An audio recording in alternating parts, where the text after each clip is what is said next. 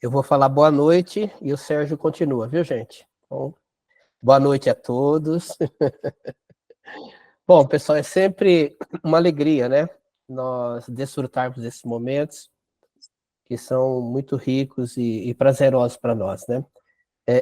Eu nunca consegui participar de uma imersão presencial, né? Mas sempre tive comigo que o propósito, né, do imersão era um mergulhar mesmo na palavra, né? E em algumas experiências comunitárias e ficava vislumbrado com os testemunhos, né? Que eu ouvia daqueles que lá estiveram, né? Mas confesso que, né, desde de segunda-feira para cá, esse imersão também tem sido essa oportunidade, né, de mergulharmos, de nos imergirmos aí na palavra de Deus. E o Espírito Santo tem testificado, né? Acho que tudo aquilo que cada um de nós tem falado e dito não é não é desprezível em nada, né? Porque o próprio Deus tem falado conosco, né? Bom, quando a gente olha para Gálatas, Gálatas é uma carta assim que eu tenho ela como que ela fosse um tesouro enterrado, né? Porque quanto mais você cava em Gálatas, mais você fica surpresa com aquilo que você encontra, né? Ou no nosso vocabulário mais coloquial, né? Quanto mais a gente cavoca, mais minhoca sai, né? É uma coisa impressionante. Porque a gente parece assim, né? Que é, é, Gálatas não se esgota em um assunto só, né?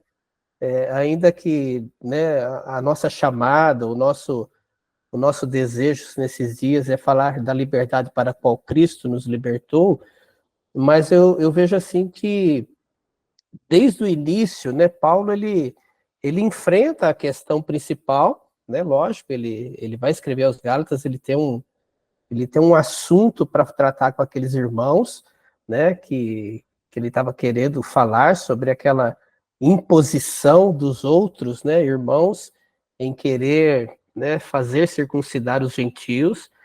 E eu tenho comigo que Paulo, quando ele ouvia isso, era aquele tipo de assunto que arrepiava o pelo do braço dele, né? Falei assim, não é possível, né? Não é possível. Mas ele não esgota a carta nesse assunto, né? Muito pelo contrário, né? Ele vai falando e a gente vai mergulhando. Paulo fala, por exemplo, da jornada inicial dele, né? Depois daquele encontro maravilhoso ao caminho de Damasco. Então, era uma boa pernada para aqueles dias, onde não tinha veículos automotores. Então, sair de Jerusalém e ir para Damasco era uma empreitada, né? A gente não sabe em qual ponto do caminho ele estava, se é da Síria, mas o fato é que Paulo fala que ele não foi para Jerusalém, né? Depois da queda do cavalo, ele não foi para Jerusalém. Ele foi para lá 3 anos depois, né? E essa assim, e ele vai narrando essa história, né? E eu sei que ele está construindo algo para lá na frente ele chegar aonde ele quer, né? Paulo tem muito disso também. Então ele fala, olha, eu não fui de cara ver os discípulos ou aqueles que estiveram com Jesus, né? Então me parece assim que Paulo realmente se resguardou com o Senhor e ouviu o evangelho que ele diz depois, né? Que ele ministrou o evangelho que ele recebeu. Depois ele torna esse assunto de Jerusalém, né? Ele fala que ele vai lá depois de 3 anos, e depois ele fala que ele volta lá depois de 14 anos, né? E é interessante isso. Então, assim, não tinha, nos ver, ainda que de forma, numa videoconferência e tal, mas Paulo volta para lá depois de 14 anos, né? E parece que tudo isso é muito fresco né, no relato que ele faz, né? E é interessante que Paulo ele fala, né, sobre aliança, né, cita Abraão, cita Agar, né, fala sobre essas questões, né, faz comparações do que é aliança, né, e de qual que é o papel importante, né, contrapondo em relação à lei, que a aliança está antes da lei, né, ele vai avançando, ele vai falando sobre a graça, né, ele fala sobre a graça, ele fala do ser judeu, né? Paulo fala muito da fé, por incrível que pareça, né? Gálatas, só no capítulo 3, né, se você contar lá, a minha tradução eu contei, ele usa a palavra fé por 14 vezes, né? Então, Paulo fala bastante da fé ali em Gálatas também, né? Ele fala sobre justificação, ele fala sobre adoção de filhos, né? De como que nós somos adotados. Ele vai falar sobre obras da carne, ele vai falar sobre fruto do Espírito, ele vai falar de solidariedade uns com os outros, ele vai falar de semeadura e ceifa. Então, eu acho assim que Gálatas é um livro que a gente tem que, cada vez em quando, dar umas cavocadas nele, né? Porque Deus vai mostrando assim, né, cada coisa que às vezes a gente deixa passar desapercebido, mas quando a gente, né, lê, a gente é aquecido novamente, né? Uma coisa que eu percebo em Paulo, né, quando ele fala com os irmãos lá em Gálatas, é que ele estava convicto, ele tinha certeza, né, de que a conversão daqueles irmãos não tinha sido uma conversão assim meramente superficial, ou de dizer, né, olha, nós temos um Salvador agora, né? Ontem, né, nós ouvimos sobre isso aqui também, alguém comentou sobre essa questão da verdadeira conversão, né? É, mas me chama bastante atenção, né? E Paulo tinha certeza disso, que era como que a palavra que ele tinha dito àqueles irmãos não foi como a semente que caiu na beira do caminho, né? Ele tinha certeza que aqueles irmãos, né, haviam se convertido. Eu digo isso porque quando ele diz, né, que ele confronta os irmãos, que ele vai dizer assim, gente, mas como que vocês tão rápido se moveram, né, do que vocês ouviram e tal, ele vai dizer assim, então, olha, eu sou testemunha, ele está dizendo, né, de que vocês, assim, se tivesse que arrancar os olhos de vocês e dar para mim, vocês teriam feito isso, né? Então, Paulo, ele estava convicto, ele tinha certeza de que a conversão daqueles irmãos não era uma conversão superficial, né? Muito pelo contrário, era algo que mexia, inclusive, com o coração de Paulo também, quando pensava neles, né? Como filhos mesmo, como alguém que ele, um povo, né? Ou um pedaço do povo, uma parte do povo, irmãos e filhos que ele gerou. E ele diz o seguinte, que naquele momento, né, que ele está escrevendo a carta, ele vai dizer o seguinte, olha, que eu estou sentindo dores de parto novamente por vocês. Então, Paulo já havia sentido dores de parto, né, pelos Gálatas, ele já havia gestado, e ele já havia visto nascer aquela comunidade, e nesse momento ele se sente como quem novamente está às dores de novo, né? Sentindo, né, o peso de quem vai fazer nascer novamente novos filhos ali. Então, a entrega, né, que aqueles irmãos, né, tiveram para com Cristo, né, Paulo vê isso, o nível de entrega é uma coisa assim que me deixa bastante surpreso, né, de ver como que Paulo ressalta isso, em dizer que ele estaria, né, novamente, né, sentindo dores de parto, e ao mesmo tempo dizendo que, olha, se fosse preciso, eles teriam tirado os olhos deles e dado para Paulo. Então, assim, era uma intimidade de irmãos, de comunidade, né, que realmente nos chama bastante atenção. E se nós, assim, pararmos para olhar e nos determos na leitura de Gálatas, a carta de Gálatas, ela é né, para mim, uma espécie de um resumo, né, do Evangelho da Graça. Não sei se alguém percebeu isso, lendo Gálatas ou não, mas ele é um resumo do Evangelho da Graça, né? É muito claro quando ele, né, quando ele contesta a disposição daqueles de quererem pressionar, de querer forçar, né, os irmãos a deixarem a graça para se submeterem à lei, né? Não que a lei esteja errada, né? Jesus não veio para abolir a lei, Mas lembrar que no contexto de Gálatas, nós estamos falando de gentios, né? E estavam sendo pressionados, forçados a se circuncidarem. E esse confronto, né, do evangelho da graça é que Paulo faz ressaltar, né, faz transparecer e traça todo, né, o caminho do evangelho da graça, e aí ele vai dizer que realmente isso não é preciso nos submetermos, nós, os gentios, à lei, né? E é interessante que quando ele visita os irmãos lá em Jerusalém, né, que ele diz que vai lá, ele se encontra com Pedro, com Tiago, com João, né, e estenderam, né, a ele a destra da comunhão, ficaram felizes, né, de terem ouvido o que Paulo levava para eles, e ele diz assim, e me recomendaram poucas coisas, né, uma delas, que eu cuidasse dos pobres.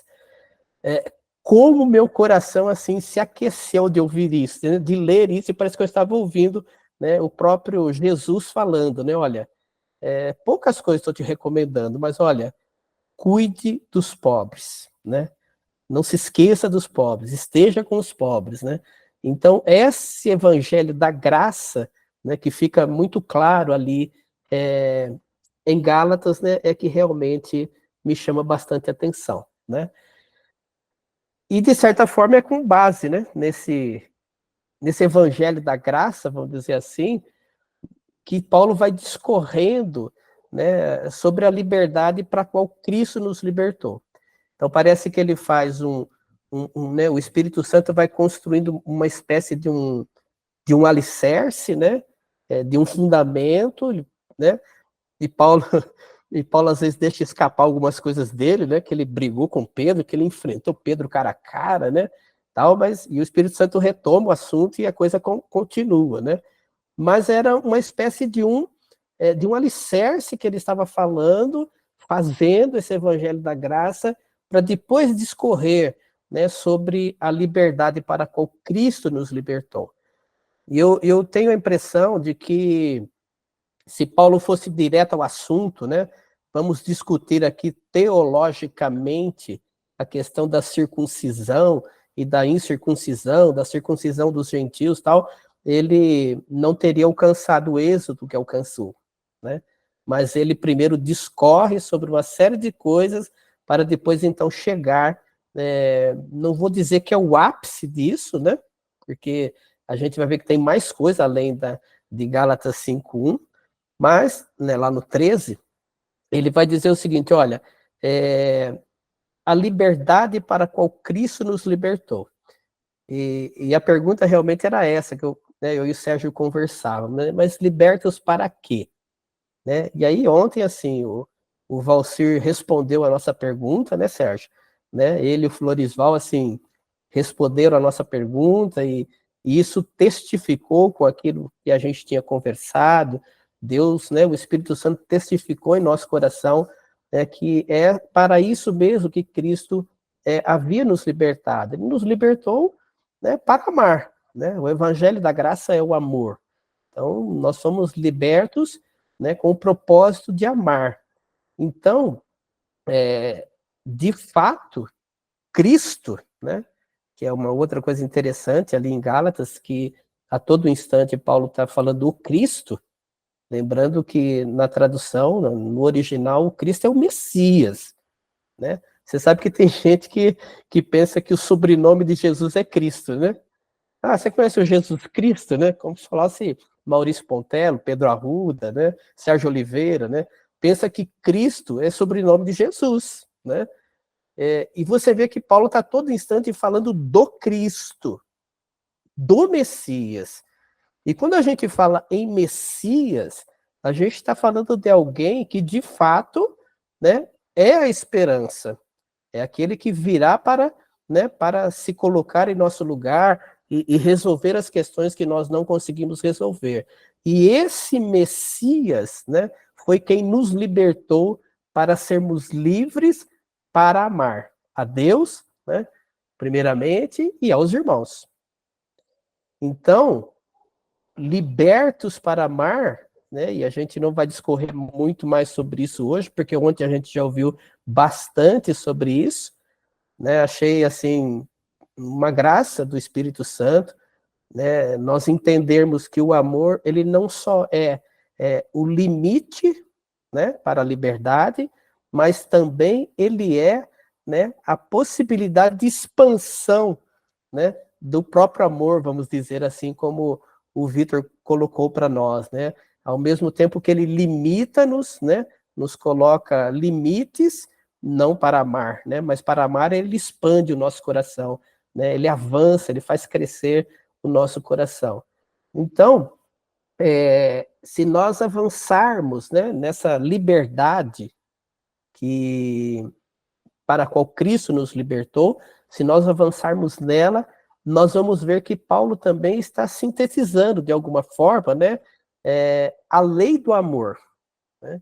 Ele contrapõe a lei, né, escrita, a lei da Torá, a lei que está válida para os judeus, né, a lei que ela serviu de professor, serviu de aio, né, mas ele está colocando agora a lei do amor, né, e ele deixa claro, né, que essa lei do amor, ela só pode ser vivida, ou melhor, ela só pode ser vivenciada, né, na forma de experiência através do Santo Espírito em nós.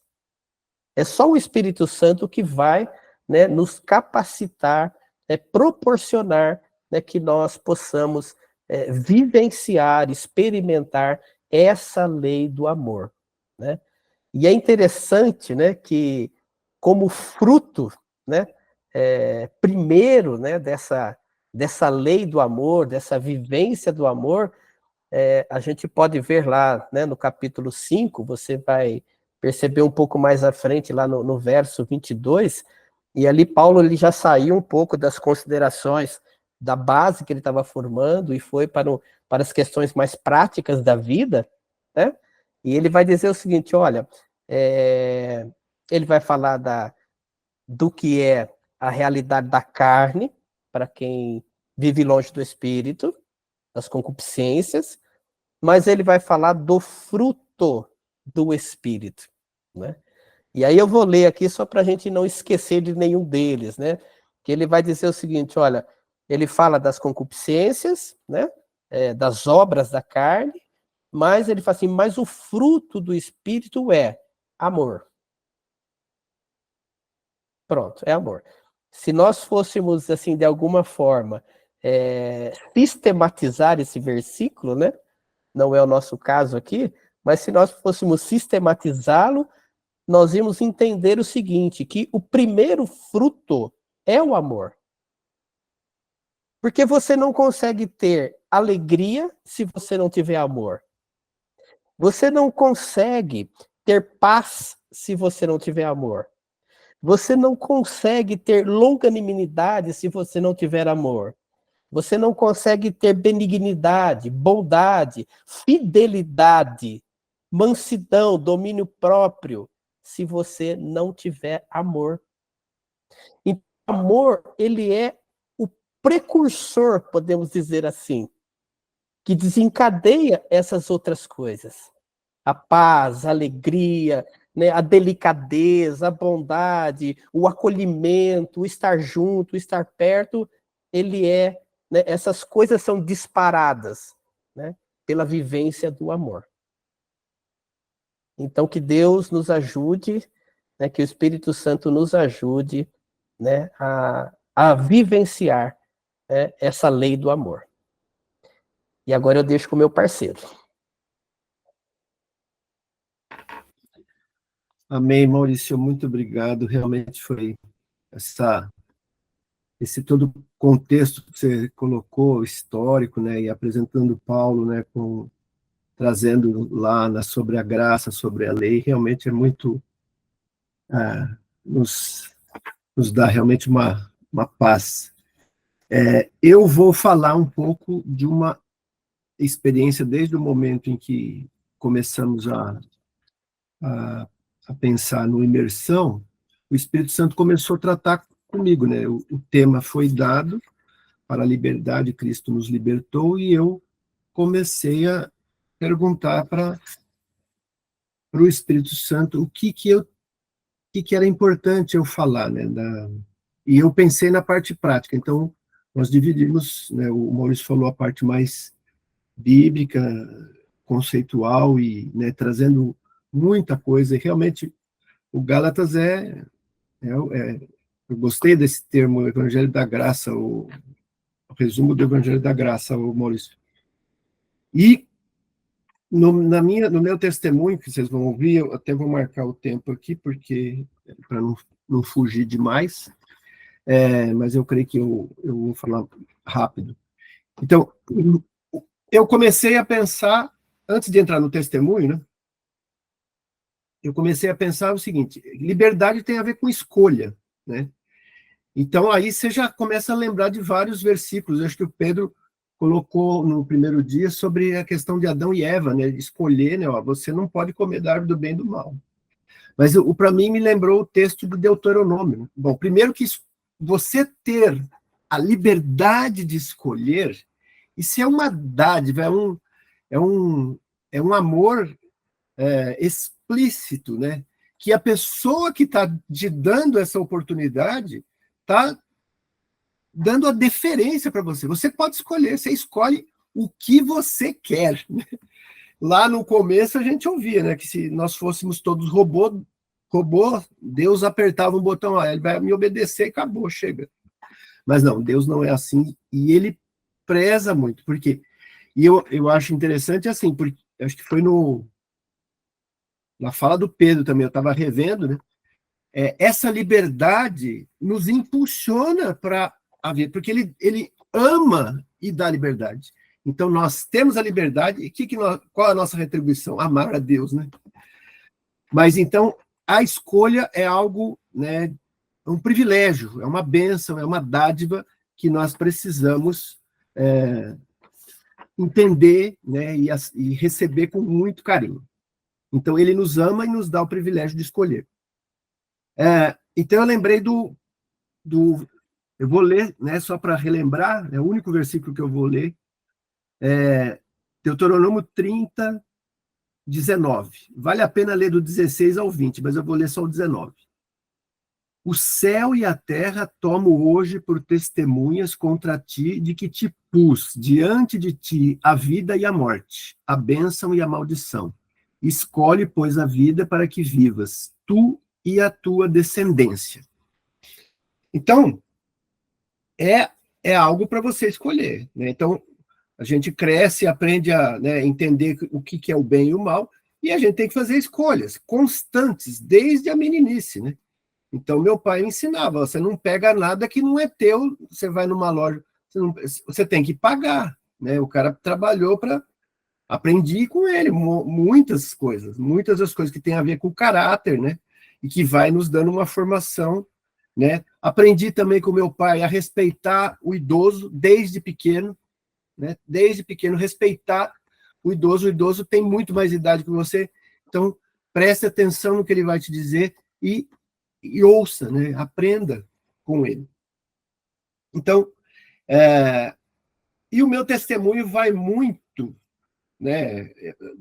Me converti faz muitos anos, né? Então, o nosso caráter, né, cristão vai crescendo, né? E nós ouvimos, acho que ontem, falando do desenvolvimento da nossa salvação. E nós, assim como o Maurício colocou e trouxe, né, os frutos do Espírito, a gente vai desenvolvendo o amor na nossa vida, manifestando todos esses frutos, né? É muito lindo, né?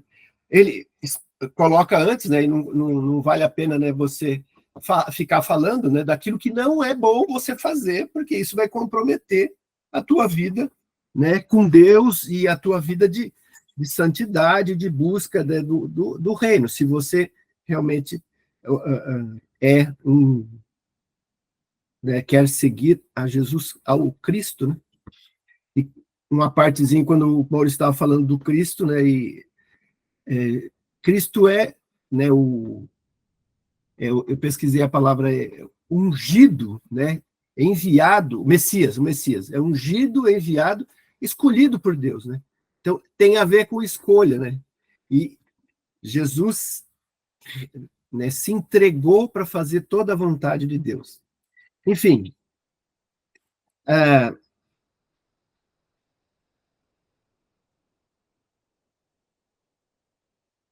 eu ia citar um outro versículo aqui, mas não vou, já falei um só. Então, o meu testemunho tem a ver com, no começo desse ano, a dona Antônia, a mãe da Vera, minha sogra, né, ela tem um histórico aí de várias quedas e começou a ter problemas e começou a ter dificuldades, tal, teve que fazer uma cirurgia por conta de um coágulo, aí perdeu uma vista, ela perdeu inteira, a outra ela está com 40%, muita dificuldade para andar, e tinha dificuldade também, né, acho que muito fraca ainda, porque do jeito que ela comia, né, e a Vera, nesse período todo, ela já dormia lá. Durante o dia, a dona Antônia conseguia fazer as coisas. Mas aí isso foi aumentando, e a partir de um determinado momento, né, a Vera começou a trabalhar com a dona Antônia, que ela precisava vir morar com a gente, né?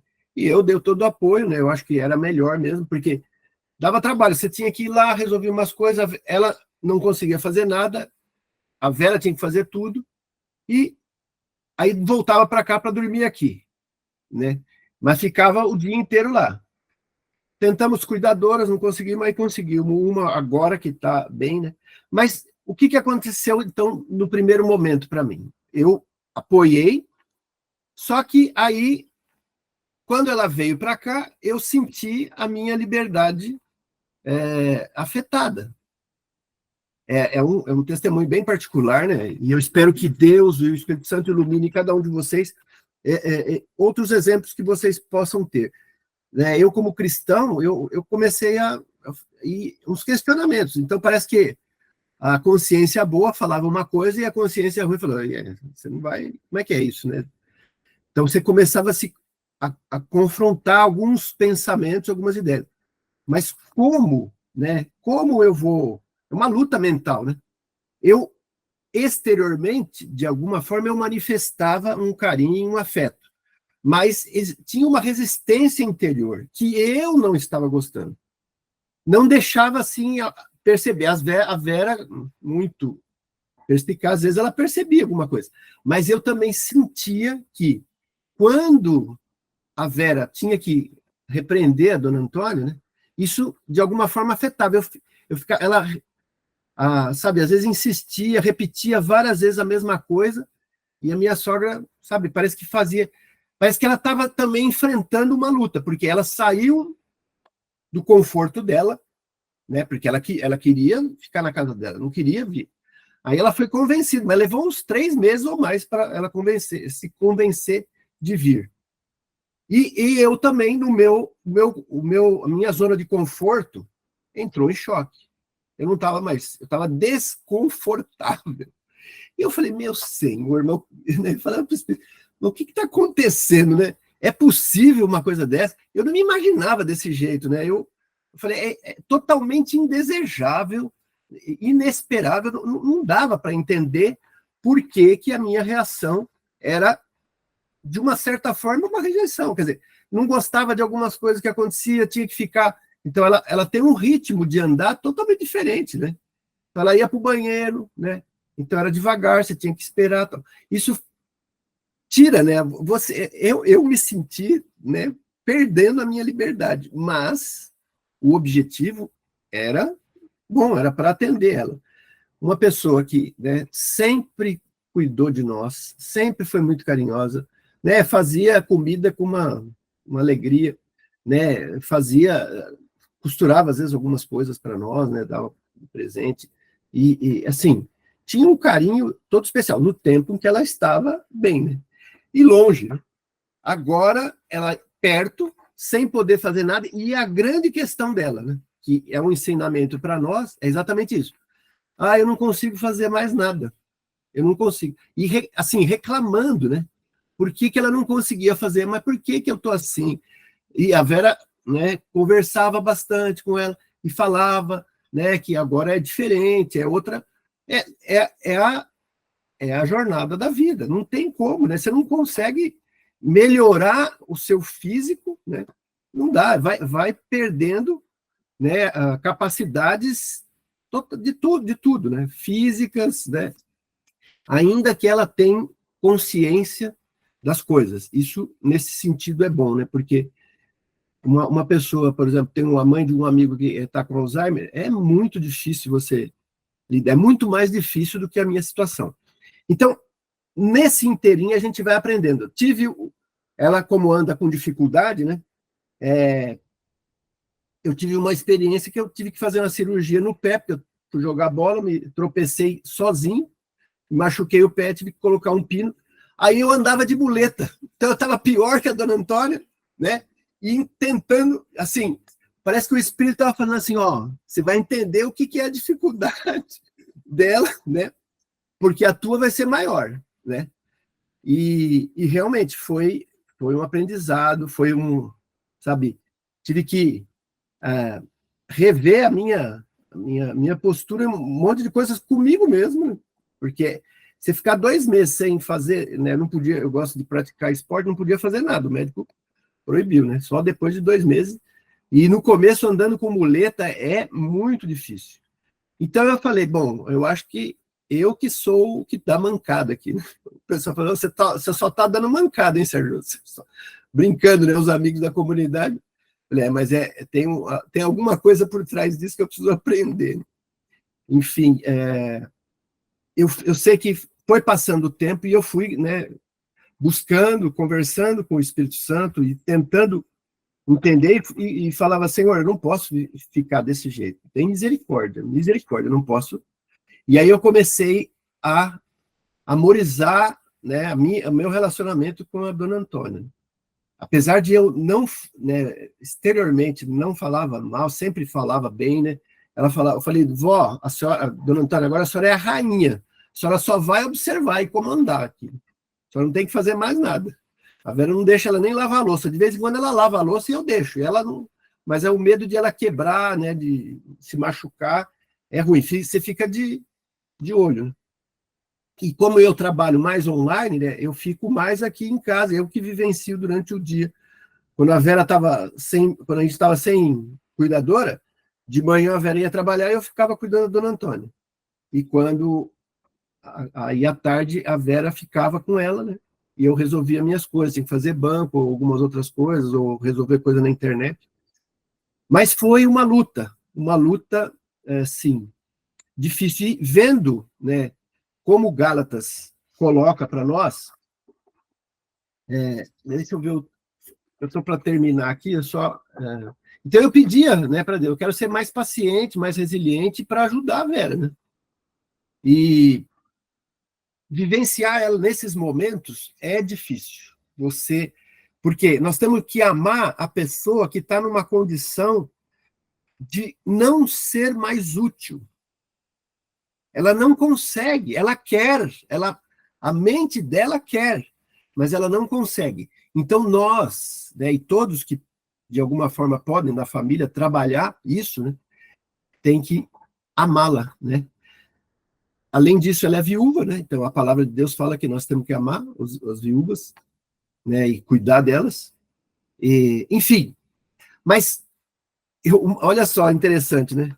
Você pensa na Bíblia, aí você fala assim, bom, você vai, eu até tinha notado aqui, deixará pai e mãe, se unirá a sua esposa e serão uma só família. Eu falei, Senhor, onde que está que lá na frente eu vou ter que, a sogra vai vir morar comigo, eu vou ter que cuidar dela, ajudar a cuidar dela, não tem lugar nenhum. Mas olha só, que é muito egoísta. Eu falei, Senhor amado, eu tô... Sabe, então, são pequenas coisas, mas aí eu entendo o seguinte, hoje, bom, primeiro, eu cheguei a tal ponto que eu, né, fui confessar com o padre, que eu falei assim, padre, eu não estou muito legal, isso aqui está me incomodando muito, eu não estou conseguindo saber lidar com essa situação e viver a cristandade, a santidade, né, amar a pessoa que é muito próxima, é mãe da minha esposa, né? Enfim, aí né, eu senti esse desejo, e aí Deus foi trabalhando, mas é um processo lento. Eu não vou dizer que eu estou 100% ainda, mas eu estou bem melhor, sabe? O peso diminuiu muito. E falando, né, eu creio que tudo isso daqui ajuda a gente a entender. A nossa liberdade, ela é limitada no amor, né? Que Deus é maravilhoso. Porque ele quer, como o Pedro colocou, as anotações do Pedro parece que vai na cabeça. Ele quer que todos nos amemos.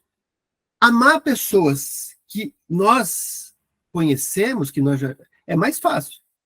Às vezes é mais difícil amar pessoas que nós não conhecemos, né? Não temos relação nenhuma, tal. E eu não tenho dificuldade de me relacionar, de amar as pessoas. O meu tempo está acabando aqui. Enfim, eu creio que, e eu queria deixar, por fim, eu tinha feito uma anotação aqui. Bom, a maior provação de amar ao próximo, nessa circunstância da incapacidade, então podemos dizer que essa missão de amar ao próximo é a busca da santidade, ou seja, liberdade para amar o próximo como a mim mesmo, né? Então, se Deus pediu, eu amo, né? E aí, como é interessante que a gente acaba meio que, né, você vai se criticando, né, e meio que teu coração te condena. Eu ficava muito, né, eu falei, Senhor, tá errado, não estou satisfeito, tem alguma coisa que tem que mudar, o que eu preciso mudar, né? Aí, lendo um devocionalzinho aqui, eles estavam falando o tema é exatamente meu coração me condena. E ele fala assim, mais de 30 anos após a conversão de Paulo, ele se referiu ao tempo em que havia sido blasfemo e perseguidor e insolente. Isso é 1 Timóteo 1,13.